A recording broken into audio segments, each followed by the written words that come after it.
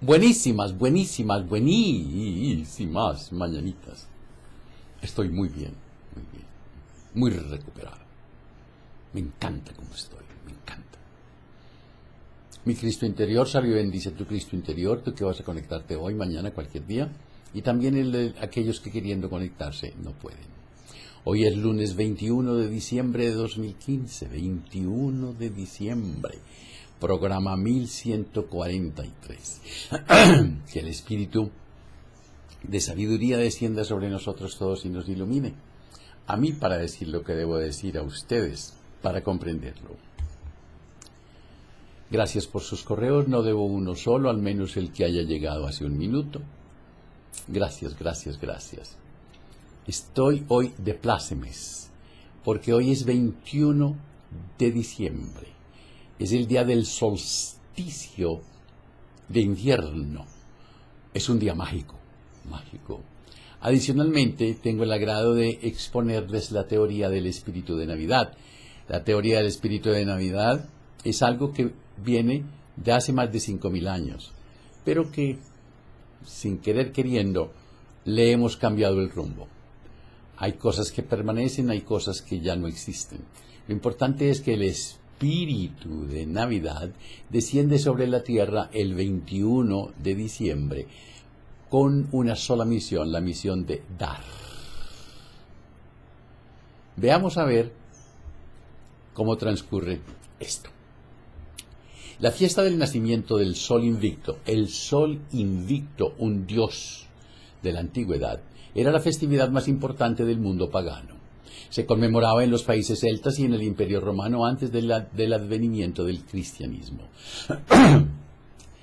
El 25 de diciembre, en el momento en el que el sol se encontraba más al sur, cuando las noches eran más frías y más largas como la de hoy, fría helada, a las 6 todavía estaba oscuro, cuando las noches eran más frías y largas y los días más cortos, se rendía homenaje al dios Sol para suplicarle un año de luz y calor. En Roma las fiestas de las Saturnalias salpicaban con excesos la vida de sus habitantes. En los países celtas, Galicia, Asturias, Irlanda, Escocia, Bretaña, se ofrecían sacrificios a los dioses y, de acuerdo con la tradición druida, se colgaban cabezas de oso o de los guerreros enemigos en el árbol sagrado, que solía ser un encino o un pino. De ahí proviene la tradición del pino y las esferas decorativas de Navidad. En este tiempo remoto los calendarios no eran muy precisos y se consideraba esa fecha como la del solsticio de invierno, cuando el sol está en la posición más al sur en el firmamento. Coincidencia de que ese día haya nacido Jesús. Desde luego que no, puesto que nadie sabía a ciencia cierta la fecha de su nacimiento. De la fisonomía personal de él, así como de la cronología de su vida privada, solo conocemos datos fragmentados. Los primeros cristianos no se tomaron la molestia de escribir nada sobre ello, pues se esperaba el fin del mundo antes del término de esa generación. De otro lado, excepto los fariseos, nadie sabía escribir. Y muchos de ellos habían conocido a Jesús de primera mano, lo cual hacía necesaria cualquier biografía histórica. Fue idea del Papa Julio I en el año 336. Se demoraron 336 años para averiguar el nacimiento de Jesús. Y con el propósito de opacar las festividades paganas del sol naciente, ordenar a la comunidad cristiana conmemorar el nacimiento de Jesús el 25 de diciembre. Desde luego, esto no guarda ninguna relación con la fecha histórica del evento. Los primeros intentos de situar la fecha del nacimiento se hicieron en el siglo VI, año 560, por el monje Dionisio el Exiguo. Exiguo tiene dos significados, o era flaco o era pequeño. Quien se equivocó en la cronología y el error persiste hasta nuestros días. Fue Dionisio el Exiguo, monje erudito y matemático del siglo VI, el fundador de la era cristiana, o Anno Domini, año del Señor. Era originario de la Escitia Menor en el actual territorio de Dobruja, Rumania, abad del monasterio de los monjes escitas en Roma. Fue en la tabla de Pascua de Dionisio el Exiguo, en la que se determinó por primera vez la era Anno Domini. Dionisio el Exiguo no calculó, yo todavía me acuerdo, 1940, año del Señor. Dionisio el Exiguo no calculó para nuestra era el año 0, y nos preguntamos por qué. Sí, pero no debemos sorprendernos, porque en la Europa alto medieval de esa época nadie conocía la cifra o el número 0. No obstante, la presencia de la palabra latina nulla en la tercera columna de su tabla de Pascua crea la impresión de que Dionisio el Exiguo tuviera algún conocimiento de ese número. Empero, no hay nada a partir de lo cual pudiera deducirse que su nulla fuese un 0 verdadero. De todas formas, él no lo utilizó en sus cálculos. En Europa se debió esperar hasta el segundo milenio, antes de que se pudiera disponer del número 0. Es posible que el matemático indio Brahmagupta, en el siglo VI, fuera el primero en teorizar sobre el concepto de 0, no sólo como definición de una cantidad nula, sino como posible sumando para números negativos y positivos. -1, 0 más 1. El primer testimonio del uso del 0 indio está datado en el año 683, una inscripción camboyana de Angkor Wat, tallada en piedra, que incluye el número 605. En el año 525, el Papa Hormidas encargó a Dionisio el Exiguo, llamado así por ser pequeño de estatura, establecer como el año primero de la era cristiana el del nacimiento de Jesús. El problema es que se equivocó en unos 4 o 5 años al datar el reinado de César Augusto. César Augusto reinó algo así como 11 años, pero se llamaba Tiberio César Augusto, por lo que dedujo que Jesús había nacido en el año 753 ad urbe condita, antes de la fundación de Roma. El nombre en arameo de Jesús es Joshua Bar José, y la traducción al castellano es Jesús hijo Bar de José. Jesús nació en tiempos de la paz, bajo la vigilancia de las legiones romanas en Palestina, región situada en el extremo oriental del imperio, territorio con 20.000 kilómetros cuadrados de superficie y una población aproximada de 1 millón de habitantes. Es conveniente tener presente que todo el imperio romano contaba con 100 millones de habitantes en esa misma época. Palestina estaba sometida al yugo romano desde el año 63 a.C., cuando las legiones de Pompeyo tomaron la ciudad de Jerusalén y ésta pasó a formar parte de la provincia de Siria. Recurriendo a las fuentes originales, encontramos el Evangelio de San Lucas, el cual menciona que, siendo gobernador de Siria el excónsul Cirino, el emperador César Augusto ordenó que los habitantes de Palestina debieran viajar con sus familias a su lugar de origen para empadronarse, viajar a donde nacieron. Cuando Publio Sulpicio Cirino fue gobernador de Siria, se registró un censo, pero este ocurrió en el año 6 de nuestra era. Dato que es corroborado por el historiador judío Flavio Josefo. Por otra parte, tanto el Evangelio de Lucas como el de Mateo sitúan el nacimiento de Jesús durante el reinado de Herodes el Grande, tetrarca de Galilea, Samaria, Judea e Idumea, quien murió en el año 4. Si Herodes el Grande murió en el año 4, Jesús no pudo haber nacido en el año 1 o 2 o 3. Tuvo que haber nacido antes del año. La fecha más concurrente que se deduce del Evangelio de San Lucas es la que menciona que Jesús tendría unos 30 años de edad al comienzo de su vida pública, lo cual sitúa su ocurrencia durante el 25º año del reinado de César Augusto, quien inició su gobierno en el año 27 antes de nuestra era, determinando con ello su nacimiento en el año 2 antes de Cristo. Otro elemento de relación histórica lo da el pasaje de Mateo, referente a la visita de los magos de Oriente al recién nacido. Según el Evangelio, estos personajes partieron de su lugar de origen dirigidos hacia Occidente por una estrella luminosa. Considerando las posibilidades de transporte de ese tiempo y las prohibiciones del estado de las fronteras del imperio, es probable que los viajeros fuesen astrónomos persas del culto de Zoroastro, dado que esta era la religión imperante en esa región. A los sacerdotes de esa religión se les llamaba en idioma persa Magú. De ahí los 3 reyes Magú. De otro lado, Se registran dos acontecimientos celestes notables: el paso del cometa Halley en el año 12 a.C. y la conjunción de la Tierra con Saturno y Júpiter en el año 7 a.C. Eventos destacados por Copérnico en 1543 y por Kepler por ahí por el año 1600. El año 1600, año en el que mataron a Giordano Bruno, cualquiera de los cuales de la magnitud suficiente para ser considerado como una estrella majestuosa. Con respecto a la estación del año del viaje de Nazaret a Belén, también podemos hacer conjeturas. La residencia de José y María era Nazaret, un pueblo conservadoramente judío en las montañas de Galilea, a medio camino entre el mar del mismo nombre y el Mediterráneo. Galilea se encuentra al norte de Judea, separada del resto del territorio israelita por la provincia de Samaria, cuya población era despreciada y evitada por cualquier judío tenido por bien nacido. Es por ello que el recorrido era probablemente complicado. Por un lado, la distancia de 150 kilómetros en caminos montañosos y difíciles de transitar requería al menos de 5 días de viaje a lomo de burro.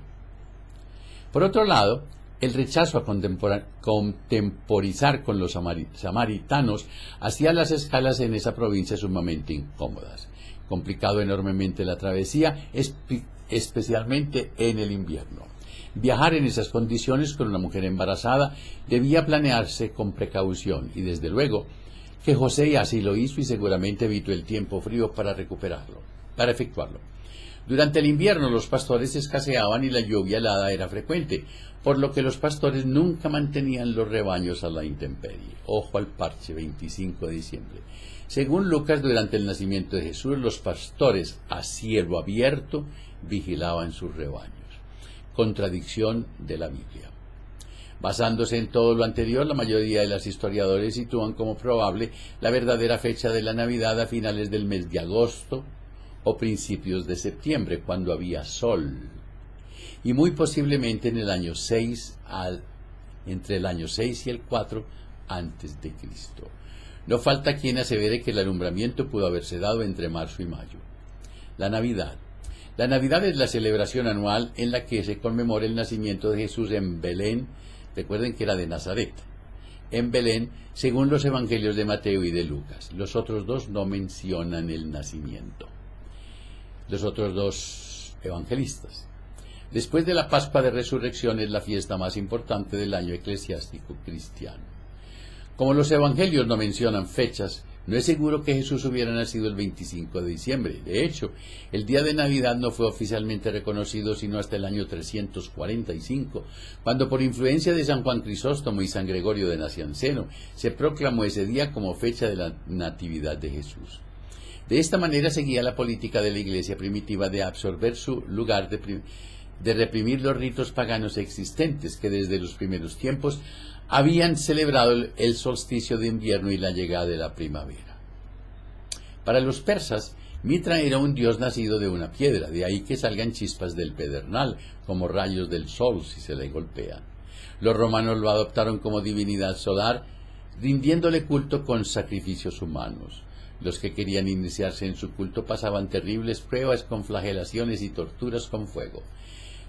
Las mitriarcas, fiestas en su honor, se celebraban el 25 de diciembre. La fiesta pagana más estrechamente asociada con la Navidad era el Saturnal romano, llamado Saturnalias o Saturnales, del 17 al 23 de diciembre.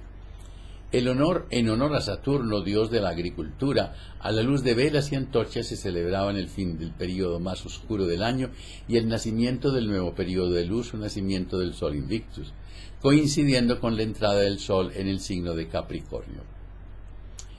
Eran 7 días de bulliciosas diversiones, banquetes e intercambio de regalos. Las fiestas comenzaban con un sacrificio en el templo de Saturno, al pie de la colina del Capitolio, la zona más sagrada de Roma, seguido de un banquete público al que estaba invitado todo el mundo. Los romanos asociaban a Saturno con el dios prohelénico Cronos, que estuvo activo durante la Edad de Oro de la Tierra.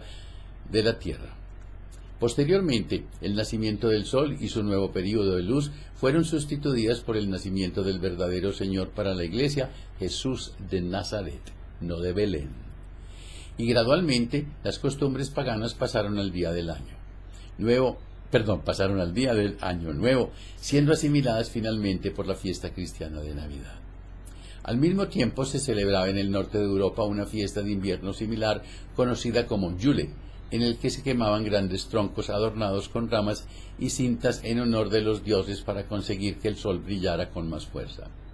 El origen de las costumbres hispanoamericanas de las posadas parece hallarse en el convento de San Agustín en Acolmán, en donde los monjes agustinos aprovechaban la coincidencia de las fechas cristianas y las de los ritos de los aztecas, quienes festejaban el nacimiento de su máxima deidad, el dios Huitzilopochtli. Una vez incorporadas estas costumbres, la Iglesia añadió posteriormente en la Edad Media el pesebre y los villancicos. En la Edad Media, en esta época los banquetes eran el punto culminante de las celebraciones. Todo esto tuvo un abrupto final en Gran Bretaña cuando en 1552 los puritanos prohibieron la Navidad, aunque volvió a Inglaterra en 1660 con Carlos II. Los rituales desaparecieron hasta la época victoriana. La Navidad, tal como la conocemos hoy, es una creación del siglo XIX, hace 120 años. El pesebre, Belén o nacimiento, proviene de Italia. La iglesia de Santa María ad Praspe, en Roma, que posteriormente se convertiría en la Basílica de Santa María Maggiore, guardaba reliquias procedentes de la original portal de Belén. El creador del pesebre fue Francisco de Asís en 1223. Se considera que el primer nacimiento fue instalado en la cripta de esa iglesia en el año 1282. Estaba formado por figuras de piedra de tamaño natural esculpidas por Amolfo di Cambio. El árbol de Navidad es originario de zonas germanas. Se cree que en el siglo VII. Cuenta la tradición que un día de Navidad San Bonifacio, también llamado el apóstol de los alemanes, decidió predicar un sermón a un grupo de druidas sacerdotes germanos con el propósito de hacerles ver que el roble no era el árbol sagrado e inviolable. Para convencerlos taló uno que al caer aplastó todas las plantas excepto un pequeño abeto. San Bonifacio interpretó el hecho como un milagro. Hay constancia de que en el siglo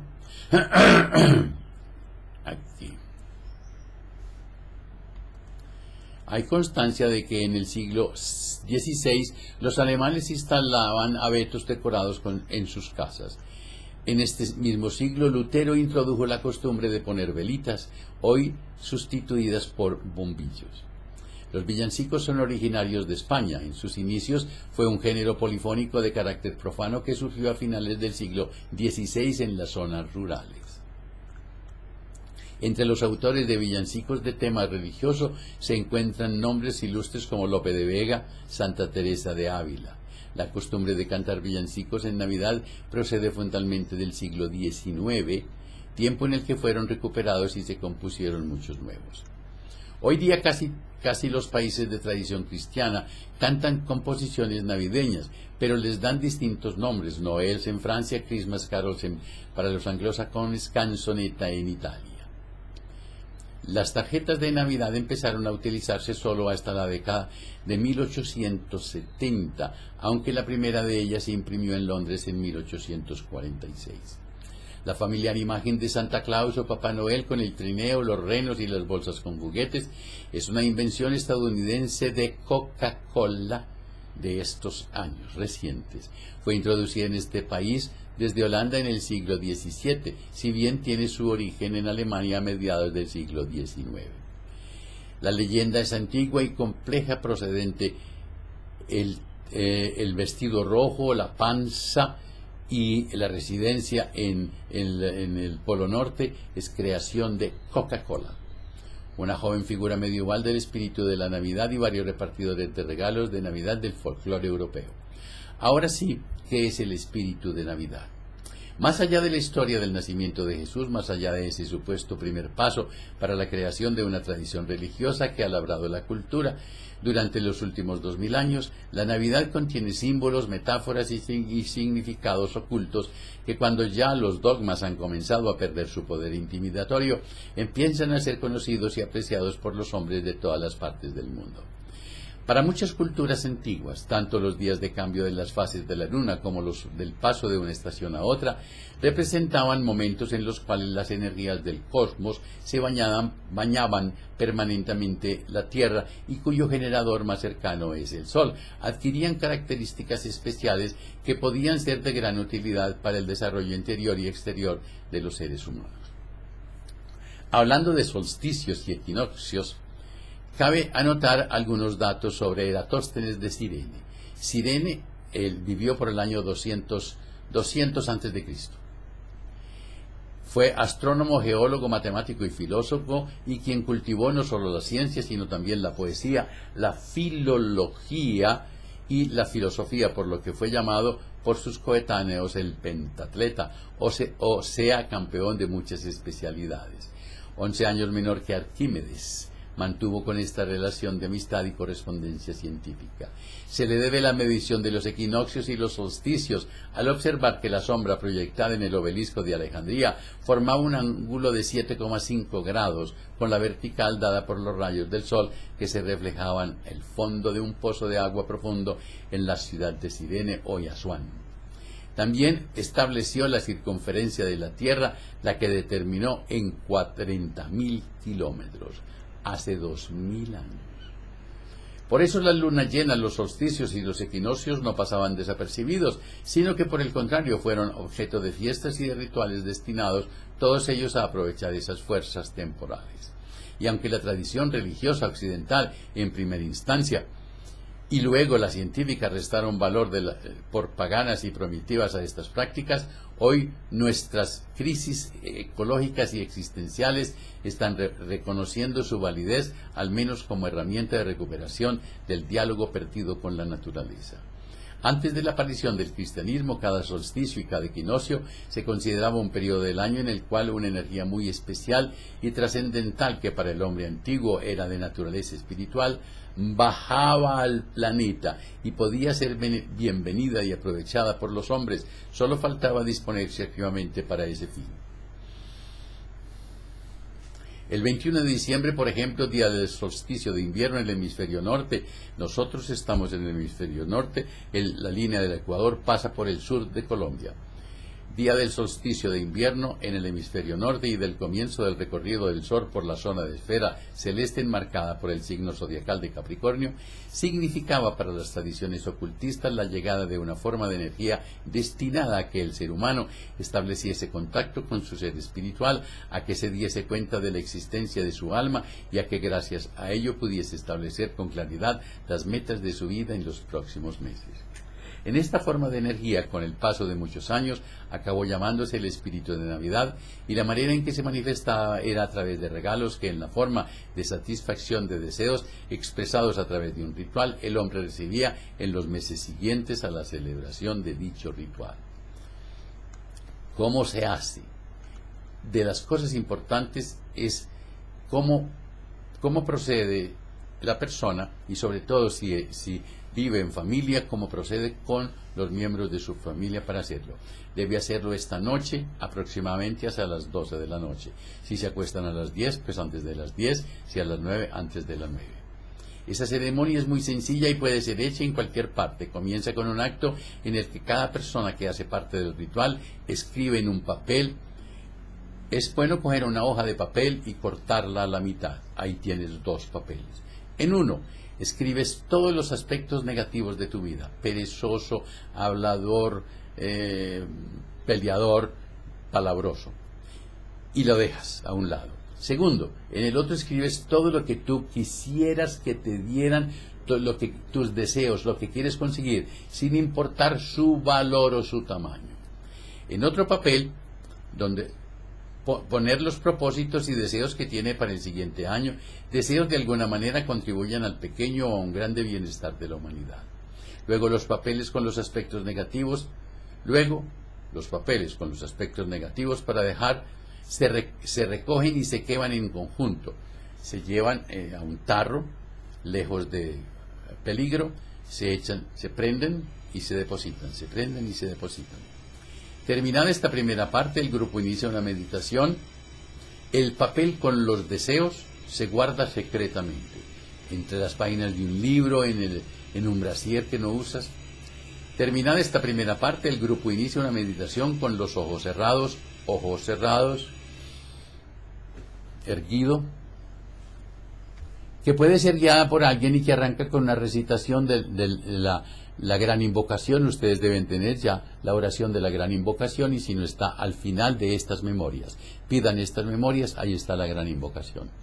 Una vez pronunciada la oración, cada persona se visualiza transitando sola por un largo y escarpado camino entre las montañas, rodeado de pinos y cubierto de nieve, y que va caminando y que va subiendo y que va subiendo. La persona que guía puede decir y vamos subiendo y que continuamos ascendiendo. Llegamos a la cumbre y en la distancia veo una choza con techo de paja pequeñita. El camino finalmente conduce a una cabaña cubierta de paja en la cima de una montaña, la misma que recorre simbólicamente en el cielo la cabra de Capricornio y en cuyo interior brilla una luz. Vamos hacia esa casa, despacio, mirémosles, tranquilos, vamos sonrientes, llegamos al portal, al corredor, se abre la puerta y al fondo hay un ser revestido de luz, que es como el anciano de los tiempos, o como una persona muy acogedora. En este recinto se encuentra un personaje, puede ser un anciano que barba blanca o cualquier otro que al meditador se le ocurra. Con este personaje le cuenta tranquilamente los propósitos que tiene para el año que está por comenzar y le pide fuerzas para realizar todo lo que se propone. Cada uno se hinca, dobla la rodilla ante el personaje, le brinda el papel de los regalos y de los propósitos buenos para el año. Una idea para hacer la petición puede ser: en nombre de mi amada, magna y todopoderosa presencia, yo soy, doy la bienvenida al Santo Espíritu de Navidad, quien baja hoy a visitar nuestro planeta con la misión de dar. Comienzo saludándolo y dándole gracias por todas mis peticiones realizadas en el año que termina y por las que voy a alcanzar en el año que comienza. Hoy dejo ante ti las siguientes peticiones. Y las lee, cada uno. Luego se deja pasar un tiempo prudencial en silencio, imaginando que está llenándose de fortaleza para iniciar el recorrido de los 365 días siguientes, y finalmente se despide para retomar el camino montañoso, y caminamos de espaldas hasta la puerta, cerramos la puerta, miramos al anciano de los tiempos, con la mano nos despedimos y principiamos a caminar de regreso, y vamos viendo por donde subimos y las piedras y allá. Una nota curiosa, es científica. En el año 2015, este año, el 22 de diciembre a las 4:48 del tiempo universal, Coordinated Universal Time, será el solsticio de diciembre, es decir, el solsticio de invierno correspondiente al año 2015 se dará mañana a las 4:58 de la mañana. Pero la costumbre dice que debe ser el 21, hoy. Esta noche reúnes a tu gente alrededor de un pesebre, si quieres, y haces la oración y le dices a tus hijos que hagan las 2 hojitas. Pidan estas memorias, yo se las mando hoy. Cuando te abrazas, cuando te quieres, cuando te amas, la vida te abraza, la vida te quiere, la vida te ama. Me acepto y me apruebo como soy, me amo. Yo soy en cada día más dulce. Mañana hablaremos del cáncer y del SIDA. Que la prosperidad, la armonía, la salud, la sabiduría, el amor sean con ustedes y sus familias. Y no se les olvide reír, pero por nada